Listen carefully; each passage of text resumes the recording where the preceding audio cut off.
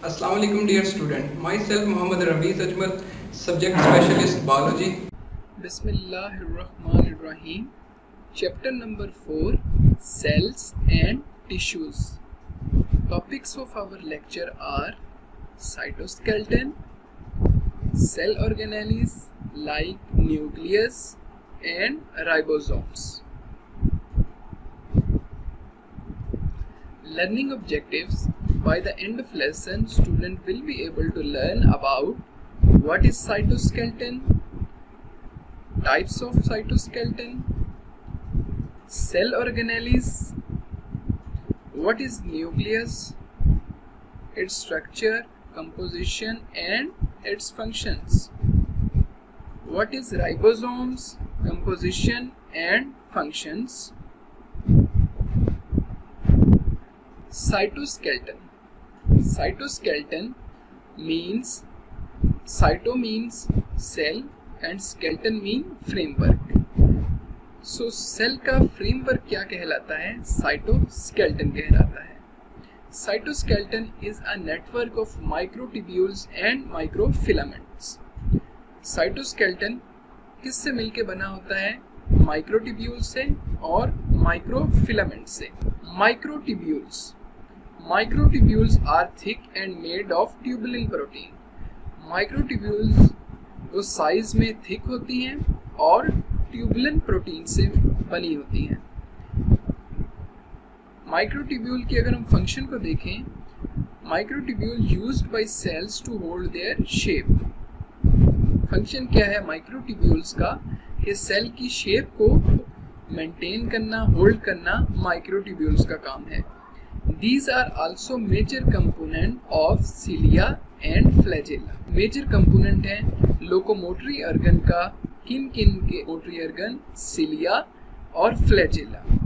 अगर हम इस पिक्चर में देखें तो ये एक प्रोटोजोन है, पैरामेशियम, जिसके सराउंडिंग लोकोमोटरी अर्गन मौजूद हैं, सिलिया. अब ये हेल्प किस में करते हैं? इसको लोकोमोशन में. और सिलिया की अगर हम कंपोजिशन की बात करें तो वो माइक्रोट्यूब्यूल से मिलके बनी होती है. जबकि इस पिक्चर को देखें हम तो ये क्या है? फ्लैजेला है और इसकी कंपोजिशन भी क्या है? ये भी माइक्रोट्यूब्यूल से मिलके बनी होती है. फंक्शन इनका क्या होता है? लोकोमोशन में हेल्प करना. सेकंड है microfilament. Microfilament are thinner and are made of actin protein. Microfilament की अगर हम बात करें तो ये थिन होती हैं and made of actin protein. और किससे मिलके बनी होती हैं? एक्टिन प्रोटीन से. They help cells to change their shape और सेल मूवमेंट्स. इसके फंक्शन की बात करें तो फंक्शन इसका क्या है? सेल की शेप को चेंज करना या सेल मूवमेंट में हेल्प करना. शेप को चेंज करने में कौन हेल्प करते हैं? माइक्रोफिलामेंट हेल्प करते हैं. Let us understand with the help of picture. अगर हम माइक्रोट्यूब्यूल को देखें तो ये माइक्रोट्यूब्यूल्स हैं सेल के अंदर, उनका साइज क्या है? थिक है. जबकि माइक्रोफिलामेंट को देखें तो इनका साइज जो है वो क्या है? थिन है. और माइक्रोट्यूब्यूल्स किससे मिलके बनी है? हमने डिस्कस किया, ये ट्यूबुलिन प्रोटीन से मिलके बनी है. जबकि माइक्रोफिलामेंट्स जो हैं वो एक्टिन प्रोटीन से मिलके बने हैं. अगर हम इनके अल्ट्रा स्ट्रक्चर को देखें तो ये अल्ट्रा स्ट्रक्चर ऑफ माइक्रोट्यूब्यूल्स हैं, जो कि किस टाइप ऑफ स्ट्रक्चर को शो कर रहा है? ट्यूब लाइक स्ट्रक्चर को शो कर रहा है.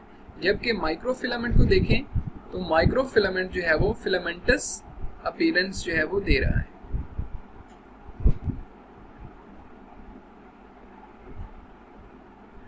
Cell organelles. Organelles are small structure within the cells that perform dedicated functions. Organelles की बात करें तो ये क्या है? Special type of small structures होते हैं जो कि डिफरेंट फंक्शंस को सेल के अंदर परफॉर्म करते हैं. There are about dozen type of organelles commonly found in eukaryotic cells. अगर हम यूकैरियोटिक सेल की बात करें तो बहुत सी डिफरेंट organelles प्रेजेंट होती हैं जो कि अपने स्पेसिफिक टास्क और स्पेसिफिक फंक्शंस को सेल के अंदर परफॉर्म करती हैं, जैसे कि important cell organelles nucleus, mitochondria, Golgi complex, ribosomes. First of all nucleus का अगर हम देखें, a prominent well defined small round and membrane bound nucleus occur in eukaryotic cell. Nucleus को अब देखें इस पिक्चर में, प्रोमिनेंट वेल डिफाइंड राउंड और मेम्ब्रेन बाउंडेड स्ट्रक्चर होता है जो कि यूकैरियोटिक सेल में मौजूद होता है। और इसके फंक्शन की बात करें तो function control cell growth and reproduction as it contains cell as hereditary material. अगर हम इसके फंक्शन को देखें तो सेल की ग्रोथ को कंट्रोल करना और फिर रिप्रोडक्शन में हेल्प करना। रिप्रोडक्शन में किस तरह हेल्प करता है, क्योंकि इसके अंदर हेरिडिटरी मटेरियल होता है, और हेरिडिटरी मटेरियल कौन सा, जिसको हम डीएनए कहते हैं, डीऑक्सीराइबोन्यूक्लिक एसिड, जो कि क्या बनाता है, क्रोमोसोम्स को बनाता है। और क्रोमोसोम क्या है, हेरिडिटरी मटेरियल है। तो इससे हमें पता चलता है कि जो सेल का बेसिक कंट्रोल सेंटर है वो कौन सा है, वो न्यूक्लियस है। अगर हम होल बॉडी की बात करें तो उसका कंट्रोल सेंटर क्या है, ब्रेन है। तो हम सेल को देखें तो सेल का कंट्रोल सेंटर कौन सा है, वो न्यूक्लियस है, और इसने ही कंट्रोल करना होता है बाकी अदर ऑर्गेनेलिस के फंक्शन को भी, और फिर सेल ग्रोथ को भी एंड सेल डिवीजन को भी, जब सेल ने डिवाइड होना होता है तब भी। सो हम इसको कह सकते हैं कि न्यूक्लियस जो है वो ब्रेन ऑफ द सेल है। Location in animal cell it is present in the centre. Animal cell की बात करें, एक सिंपल एनिमल सेल को शो करवाया गया है डायग्राम में। तो एनिमल सेल में जो न्यूक्लियस है वो सेंटर में मौजूद होता है, जबकि in plant cell, in mature plant cell, due to the formation of large central vacuole it is pushed to side. अगर हम मैच्योर प्लांट सेल की बात करें तो लार्ज वैक्यूल की प्रेजेंस की वजह से जो न्यूक्लियस है वो एक साइड की तरफ हमें नजर आता है। तो ये पोजीशन है, लोकेशन है किसकी, न्यूक्लियस की, in animal cell and in plant cell.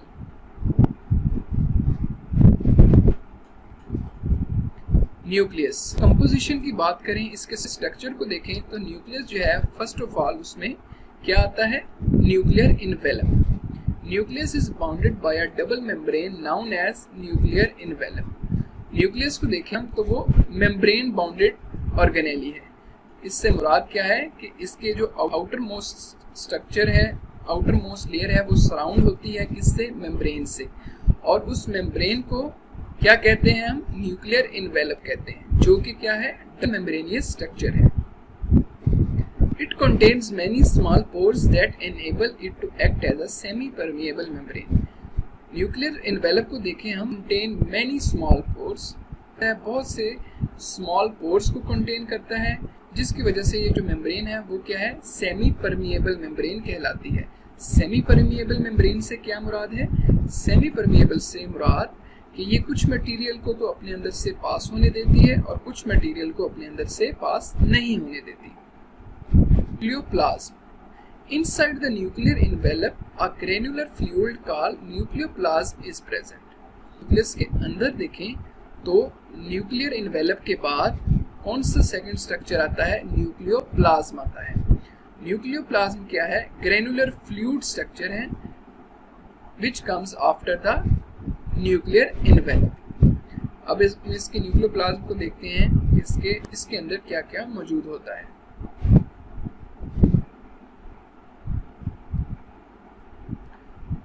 Nucleoplasm contain one or two nucleoli, singular nucleolus and chromosomes. Nucleoplasm की बात करें तो इसके अंदर क्या मौजूद होता है, सिंगुलर न्यूक्लियोलस।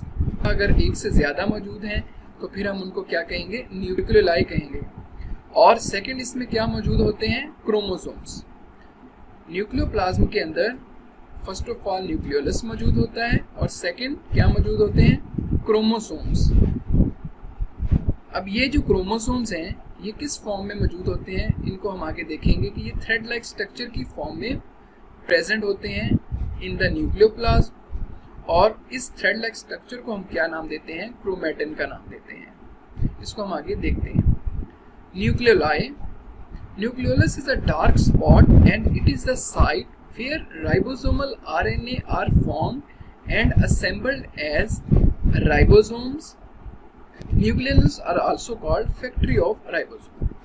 अगर हम न्यूक्लियोलस को देखें तो ये क्या है, एक डार्क स्पॉट है in the nucleoplasm of the nucleus where ribosomal RNA are formed, जहाँ पे ribosomal RNA बनते हैं और ये असेंबल होके क्या बनाते हैं, राइबोसोम्स को बनाते हैं। और राइबोसोम्स जो हैं वो हम उनको आगे देखेंगे कि राइबोसोम का फंक्शन क्या होता है। राइबोसोम का फंक्शन प्रोटीन सिंथेसिस में हेल्प करना या प्रोटीन की फॉर्मेशन होता है।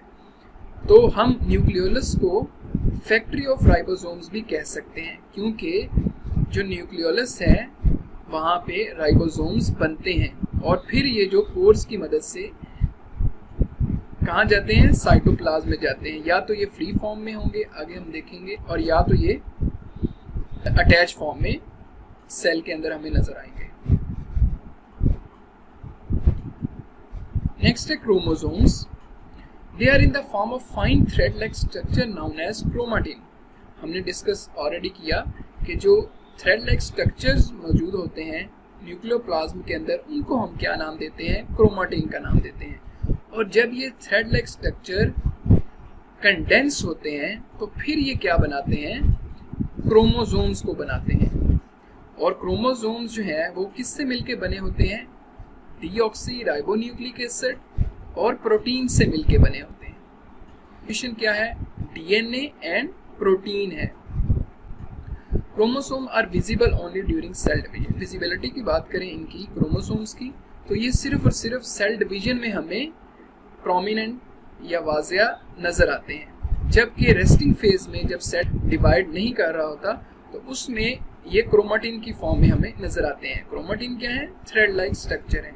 और जब सेल ने डिवाइड करना हो तो फिर हमें ये क्रोमोसोम की फॉर्म में, जो कि कंडेंस फॉर्म है किसकी, क्रोमाटिन की, उस फॉर्म में हमें नजर आते हैं।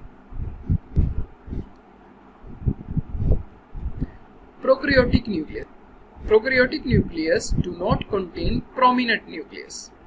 Prokaryotic nucleus अगर हम इस पिक्चर में देखें तो एक सिंपल प्रोकैरियोटिक सेल है, उसके अंदर कंपोजिशन को देखें तो जो उसका न्यूक्लियस है वो मेम्ब्रेन बाउंडेड नहीं है, और जो उसका हेरिडिटरी मटेरियल है डीएनए वो एक्चुअली साइटोप्लाज्म के अंदर ही सबमर्ज्ड है। Chromosome is made of DNA only and submerged in the cytoplasm. जो क्रोमोसोम है वो सिर्फ और सिर्फ डीएनए से मिलके बना होता है। किसका, प्रोकैरियोटिक सेल है उसका क्रोमोसोम सिर्फ और सिर्फ डीएनए से मिलके बना होता है। जब कैरियोटिक सेल है उसका जो क्रोमोसोम है वो डीएनए और प्रोटीन से मिलके बना होता है। ये डिफरेंस आप लोगों ने याद रखना है। And submerge in the cytoplasm, और जो इसका न्यूक्लियस भी इनमें वेल डेवलप नहीं होता, यानी मेम्ब्रेन बाउंडेड न्यूक्लियस प्रोकैरियोट्स में प्रेजेंट नहीं होता। तो ये दो डिफरेंसेस याद रखने हैं न्यूक्लियस के हवाले से, प्रोकैरियोटिक के और यूकैरियोटिक के। कि प्रोकैरियोटिक न्यूक्लियस जो है वो सिर्फ और सिर्फ डीएनए से मिलके बना होता है, जबकि यूकैरियोटिक न्यूक्लियस जो है वो डीएनए प्लस प्रोटीन होता है। देन है ribosome are tiny granular structure. Ribosome की बात करें तो ये टाइनी ग्रैनुलर स्ट्रक्चर हैं, दाने नुमा स्ट्रक्चर होते हैं सेल के अंदर। की लोकेशन की बात करें सेल के अंदर, इधर फ्लोटिंग फ्रीली इन साइटोप्लाज्म। हमने ऑलरेडी डिस्कस किया कि राइबोसोम्स वो दो फॉर्म में सेल के अंदर एग्जिस्ट करते हैं, या तो वो फ्रीली फ्लोटिंग फॉर्म में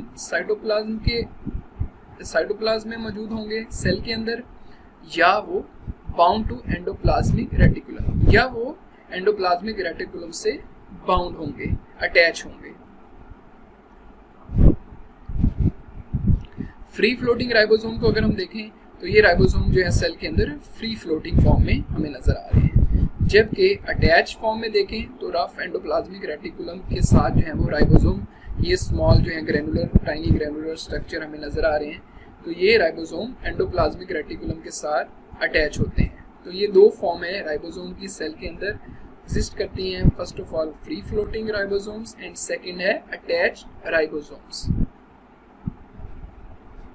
eukaryotic ribosomes slightly larger than prokaryotic ones. ये स्लाइटली लार्जर इन साइज होता है प्रोकैरियोटिक राइबोसोम की निस्बत। स्ट्रक्चर को अगर हम देखें, made up of almost equal amount of proteins and ribosomal RNA. Structural composition ribosome की वो क्या है, प्रोटीन और राइबोसोमल आरएनए से मिलके बना होता है। Not bound by membrane and are also found in prokaryotes. और ये मेम्ब्रेन बाउंडेड स्ट्रक्चर या ऑर्गेनेली भी नहीं होती, इसलिए ये प्रोकैरियोट्स में भी प्रेजेंट होता है। फंक्शंस की बात करें तो राइबोस के लिहाज से वो क्या है कि ये हेल्प करता है प्रोटीन सिंथेसिस में। These are actually the sites of protein synthesis. अब प्रोटीन जो है वो जरूरी क्यों होती हैं? Protein synthesis extremely important to cells, so large number of ribosomes are found in cells. Cell ने जितनी भी एक्टिविटी करनी होती है वो प्रोटीन बेस्ड होती है, तो इसलिए जो है वो सेल के अंदर राइबोसोम्स जो है वो लार्ज अमाउंट में प्रेजेंट होते हैं। दिस इज राइबोसोम सब यूनिट। अब राइबोसोम बेसिकली दो सब यूनिट से मिलकर बना होता है। एक को हम नाम देते हैं लार्ज सब यूनिट और दूसरी को स्मॉल सब यूनिट। और ये मिलके क्या बनाते हैं? राइबोसोम को बनाते हैं। और हमने ये देखा कि इसकी स्ट्रक्चरल कंपोजिशन क्या होती है, protein plus ribosomal RNA. Function क्या है राइबोसोम का? Protein synthesis.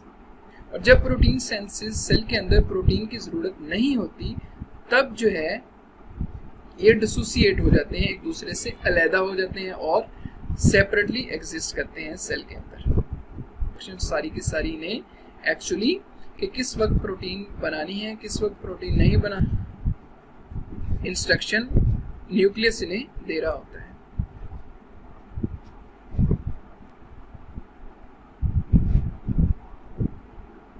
ये डिफरेंट इसकी ऑर्गेनेलीज हैं। ये सेंटर में न्यूक्लियस है, उसके बाद रेटिकुलम, एंडोप्लाज्मिक रेटिकुलम, फिर गोल्गी अपरेटस, लाइसोसोम वगैरह।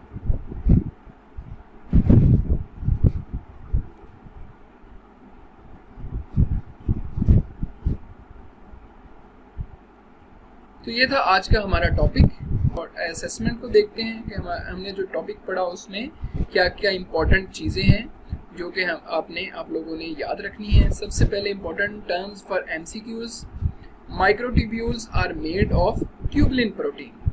माइक्रोट्यूब्यूल्स ट्यूबुलिन प्रोटीन से मिलकर बनी होती है, जबकि microfilaments are made of actin protein. Then है due to the presence of large central vacuole, nucleus is pushed on one side in plant cell.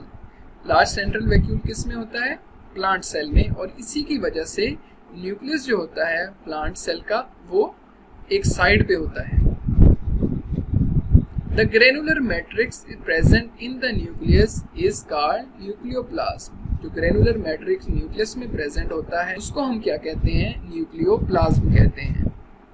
Nucleus is bound by a double membrane known as nuclear envelope. अब जो nuclear membrane जो होती है nucleus के surround, जो कि double membrane structure है, उसको हम क्या कहते हैं? Nuclear envelope. Chromosomes are visible only during cell division. Chromosome की बात करें तो ये सिर्फ और सिर्फ विजिबल किस स्टेज में होते हैं? जब सेल ने डिवाइड करना हो। और जब सेल रेस्टिंग फेज में होता है तब ये किस फॉर्म में होते हैं? क्रोमाटिन की फॉर्म में सेल के अंदर मौजूद होते हैं। Prokaryotic chromosome is made of DNA only and is submerged in cytoplasm. जो प्रोकैरियोटिक क्रोमोसोम है वो सिर्फ और सिर्फ डीएनए से मिलके बना होता है, जबकि यूकैरियोटिक जो क्रोमोसोम है वो डीएनए प्लस प्रोटीन होता है।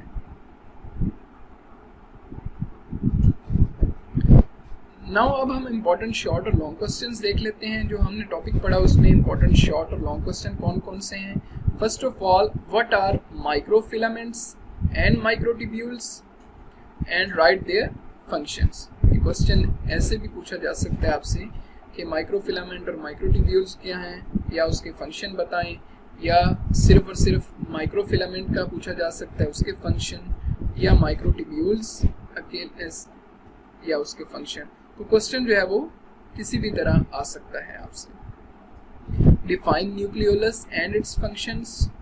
न्यूक्लियोलस क्या है? न्यूक्लियोलस हमने डिस्कस किया कि डार्क स्पॉट होता है, डार्क रीजन होता है न्यूक्लियोप्लाज्म के अंदर, और इसका फंक्शन क्या होता है? एक्चुअली ये राइबोसोम की फॉर्मेशन करता है।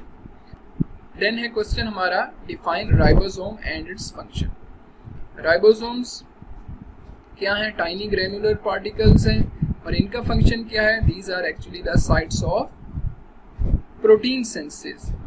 लॉन्ग क्वेश्चन में देखें तो लॉन्ग क्वेश्चन इंपॉर्टेंट है इस टॉपिक में। What is nucleus? Right its composition, structure and functions. Nucleus क्या है? उसकी स्ट्रक्चरल कंपोजिशन और उसका function. Describe structure and functions of ribosomes. तो राइबोसोम क्या है, उसके स्ट्रक्चर और उसका फंक्शन क्या है, तो इनको हमने आज के टॉपिक में डिटेल कंप्लीटली स्टडी किया। तो ये था आज का हमारा टॉपिक। उम्मीद करता हूँ आपको आसानी से समझ आ जाएगी इंशाल्लाह। थैंक यू एंड अल्लाह हाफिज़।